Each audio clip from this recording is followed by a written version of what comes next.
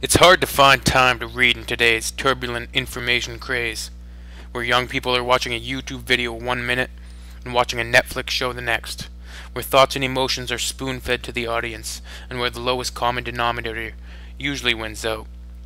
So when you do find the time to sit down with a novel, you want it to be an enjoyable experience. One in which hopefully you can find something to take away from, of value.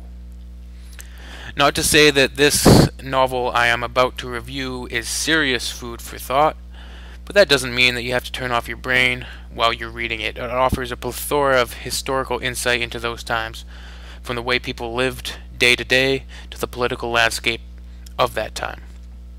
Outlander, the novel by Diana Gabaldon, is the story of Claire Randall, a nurse in 1945 Britain, who, while on vacation with her husband in the Scottish Highlands, stumbles upon a circle of stones, which, when touched, act as a time portal, sending her back to the year 1743.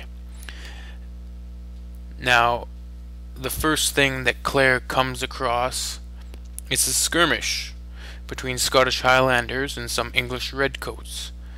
She mistakes the battle for possibly a film production, or maybe some people doing reenactments of historical events, but she quickly finds out that's not the case, and to her complete bafflement and terror, she runs across the 6 times removed grandfather of her husband in the present. Oh, and by the way, he's a real charmer. He nearly rapes her before she is saved by one of the Highlanders who whisk her off to meet their leader. Outlander is a huge novel. The paperback I read was over 800 pages long, making it somewhat of a laborious go of it in spots, I found. I found myself rushing through paragraphs to find out what was going to happen, which is a good and a bad thing for a novel, if you really want to know what's going to happen. It doesn't really disappoint so much as it is somewhat anticlimactic. If you're looking for battle scenes and fighting more than the love story side, which almost gets to a cliche romance novel steaminess, which should be left to that type of novel if you ask me, but it's fine. If you're looking for the next Game of Thrones, you'll definitely be wanting more. Although it's an entertaining read with lots of interesting historical tidbits, but it's no Song of Ice and Fire. Speaking of Song of Ice and Fire, with the craze, worldwide phenomenon that's going on with that right now, it really isn't surprising that a series like this would get picked up for TV. It's actually how I came across this series in the first place, the series of books in the first place.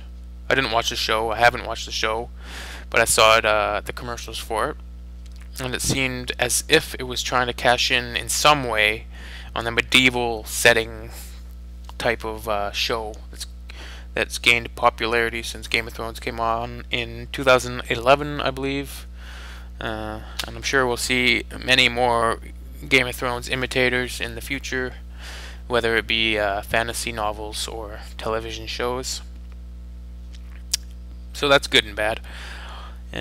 Although this novel does get a bit tedious at points, all in all, great novel, great read. I would recommend it to any lovers of fantasy or historical fiction, heck, even romance fans for that matter.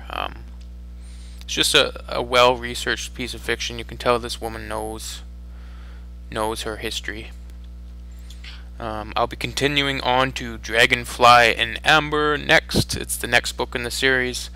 I'm giving the book 3.5 stars out of 5. Yeah.